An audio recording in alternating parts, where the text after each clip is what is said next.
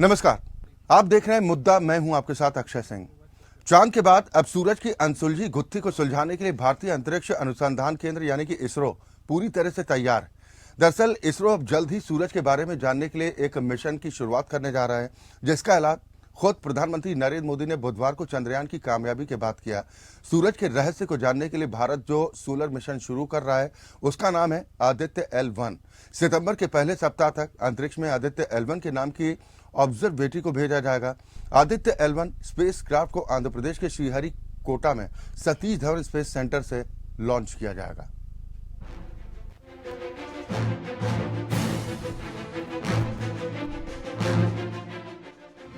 दिन 23 अगस्त 2023, वक्त शाम 6:04।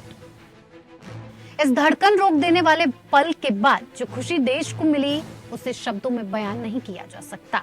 23 अगस्त को भारत ने वो कर दिखाया जो किसी चमत्कार से कम नहीं।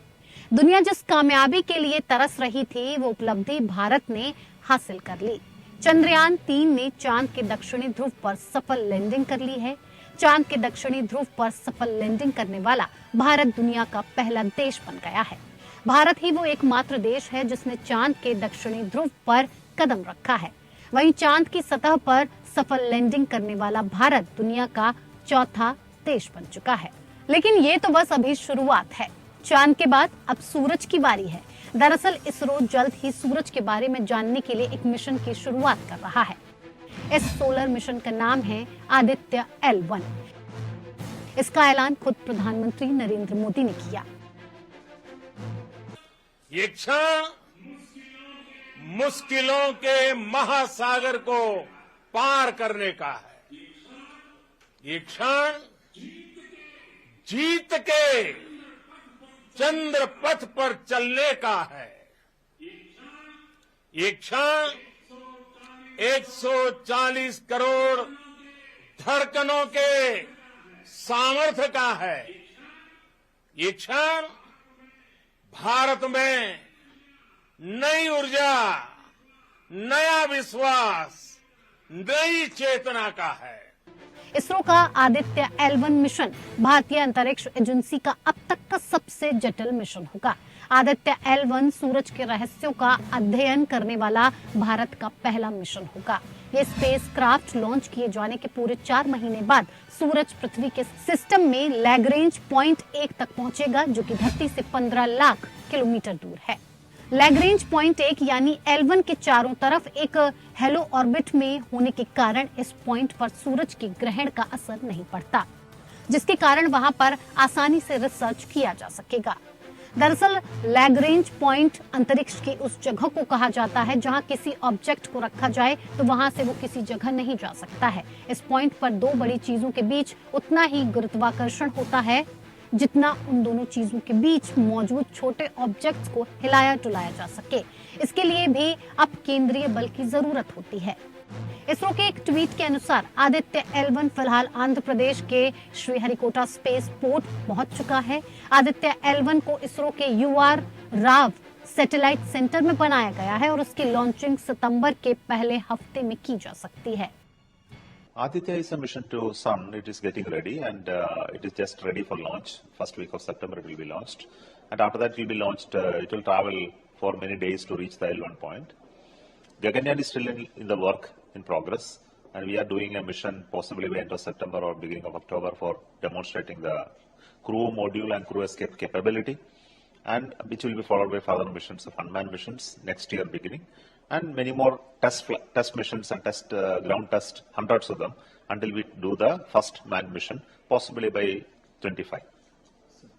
इस मिशन में स्पेस क्राफ्ट अंतरिक्ष में 7 पेलोड लेकर जाएगा, जो कि इलेक्ट्रोमैग्नेट पार्टिकल और मैग्नेटिक फील्ड डिटेक्टर्स की मदद से फोटोस्फीयर, क्रोमोस्फीयर और सूरज की बाहरी परतों की स्टडी करेंगे। लैग्रेंज पॉइंट यानी L1 से 4 पेलोड सीधे सूरज को देखेंगे और 3 वहीं पर रुककर पार्टिकल्स और फील्ड पर रिसर्च करेंगे। आदित्य L1 में कुल 7 उपकरण हैं। उन उपकरणों के नाम VELC सूट, SPEX, पापा, सोलेक्स, हेल्टेन-S और मैग्नेटोमीटर है। इस स्पेसक्राफ्ट को LMV-M3 रॉकेट से लॉन्च किया जाएगा और ये अंडाकार कक्षा में बढ़ेगा। इसकी तैनाती 15 लाख किलोमीटर की दूरी पर L1 के पास होलो ऑर्बिट में की जाएगी। ये वही जगह है जहां से हर वक्त सूरज दिखाई देता है। भारत पहली बार सूरज पर रिसर्च करने जा रहा है, लेकिन अब तक सूर्य पर कुल 22 मिशन भेजे जा चुके हैं। इन मिशन को पूरा करने वाले देशों में America, Germany, European space agency शामिल है। अब जल्द ही भारत भी इन देशों के सम्मानित ग्रुप में शामिल हो जाएगा। Bureau report, APN news.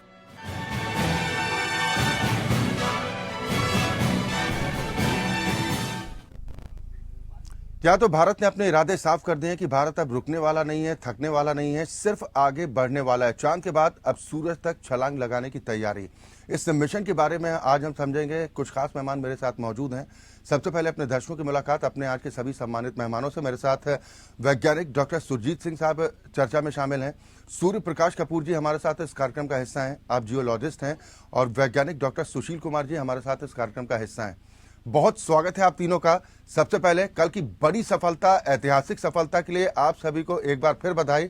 और दूसरा, चांद को मुट्ठी में करने के बाद डॉक्टर सुरजीत, अब सूरज की गुत्थी सुलझाने पर नजर है इसरो की। ये कल की सफलता भविष्य के लिए कितना बड़ा हौसला है? ये बिल्कुल सही बात कही कि एक जो सक्सेस होती है और दूसरे को बूस्ट करती है। और ऐसा नहीं है कि ये चंद्रयान 3 के बाद की बात है। आदित्य जो मिशन है वो बहुत पहले से शुरू हो चुका है जी। लेकिन इसको नए नाम से, आदित्य L1 के नाम से अभी लॉन्च करने की तैयारी है। इसमें देश का इसरो के अलावा भी बहुत सारे इंस्टीट्यूट हैं जो इसके साथ जुड़े हुए हैं। मैं खासकर नाम लेना चाहूंगा जो एरीज है नैनीताल में, Aryabhatta institute of observational studies. वो क्योंकि उनके पास एक टेलीस्कोप है जो डेडिकेटेड टू सन है जी, और वहां से भी उनको कुछ हेल्प मिलेगी। और इस तरीके से L1 के छोड़ने की, लॉन्च करने की तैयारी है बिल्कुल। और रिपोर्ट में बिल्कुल सही कहा गया है कि अगले महीने छोड़ा जा सकता है, लॉन्च किया जा सकता है। सारी तैयारियां हैं, सब पहुंच चुका है। वो लॉन्च स्टेशन के ऊपर सेटिंग चल रही है जी। और सन के लिए भी, स्टडी के लिए भी अब हम तैयार हैं। बिल्कुल सर, लोगों के जहन में ये चल रहा होगा कि आखिरकार सूर्य पर खोज पे हमें हासिल क्या होगा। मैं सूर्य प्रकाश कपूर साहब, आपके तो नाम में भी सूर्य है और इस मिशन की शुरुआत होने जा रही है।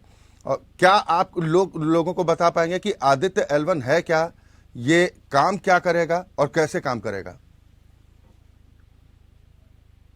आपको मालूम है कि सूर्य को स्टडी करने के लिए जी, सूर्य के सबसे नजदीक नासा ने ऑलरेडी सैटेलाइट भेजे हुए हैं जी। वो सूर्य के जो सबसे समीप का डाटा है जी, यहाँ से देखिए सूर्य जो है 9 करोड़ 28 लाख किलोमीटर दूर है जी। जो सूर्य का फोटोस्फीयर है उसके क्लोजेस्ट पॉइंट के ऊपर नासा का सैटेलाइट जो है ऑलरेडी वो इंफॉर्मेशन दे रहा है, वो डाटा इकट्ठा कर रहा है। तो ये जो हमारा सैटेलाइट है ये तो बहुत पीछे है, ये तो महज 11-12 लाख किलोमीटर की हाइट पे से ये डाटा देता जी सर। तो जो अगर सूर्य को स्टडी करने के लिए ऑलरेडी मोर देन 20 सैटेलाइट्स जो हैं जी, डिफरेंट स्पेस एजेंसीज ने डिप्लॉय किए हुए हैं जी। तो ये तो एक महज एकेडमिक एक्सरसाइज है कि भाई एक रेस लगी हुई है पूरे विश्व के अंदर। सूर्य को स्टडी करके ऑलरेडी इतना डाटा इकट्ठा किया जा चुका है जिसको कि प्रोसेस करने के बाद कोई ठीक है एकेडमिक पर्पज से अच्छे कंक्लूजन्स निकल रहे हैं, मगर उनका डायरेक्ट हमारे कंट्री या हमारी मैनकाइंड जो अर्थ के ऊपर जो अर्थ हैं जी, इनके ऊपर डायरेक्ट प्रभाव नहीं है जी। क्योंकि सूर्य के ऊपर हमने जाके कोई कॉलोनी तो बसानी नहीं जी जी। सूर्य के ऊपर जाके हमने कोई माइनिंग तो करनी नहीं, सूर्य से कोई हमने कमर्शियल बेनिफिट्स तो लेने नहीं जी। बाकी ठीक है कि एक जिसको कहते हैं कि टेक्नोलॉजिकल अचीवमेंट है। जी। हाँ, कि एक दुनिया के अंदर अपना इमेज इम्प्रूव करने, एलिवेट करने के लिए हम 11-12 लाख की किलोमीटर की हाइट के ऊपर जो है एक सैटेलाइट जो है उसको वहां पे डाटा कलेक्ट करने के लिए भेज रहे हैं। जी। अदरवाइज ऑलरेडी 20 सैटेलाइट्स सूर्य के इतने करीब जा चुके हैं जी। और इतना डाटा आ चुका है कि उस डाटा को प्रोसेस करने के बाद अभी कोई बहुत सब्सटेंशियल कंक्लूजन जो है मैनकाइंड को नहीं। बिल्कुल सर, बने रहिए। एक ब्रेक के लिए हमें यहाँ पर रुकना। बात कर रहे हैं चांद के बाद अब सूरज की अनसुलझी गुत्थी को सुलझाने के लिए भारतीय अंतरिक्ष अनुसंधान केंद्र यानी कि इसरो ने पूरी तैयारी कर ली है। आखिर इस मिशन से हासिल क्या होगा, हम इसी पर चर्चा कर रहे हैं। तीनों बेहद खास मेहमान मेरे साथ मौजूद हैं। मैं डॉक्टर सुरजीत के पास जाऊं उससे पहले मैं डॉक्टर सुशील कुमार जी आपसे समझना चाह रहा हूं कि धधकते सूर्य से आंखें मिलाना कितनी बड़ी चुनौती होगा इसरो के लिए। शायद संपर्क टूट गया है। मैं सूर्य प्रकाश कपूर जी, मैं आपसे जानना चाह रहा हूं कि क्या यह माना जाए कि भारत के लिहाज से आदित्य L1 अब तक का सबसे जटिल अभियान होगा?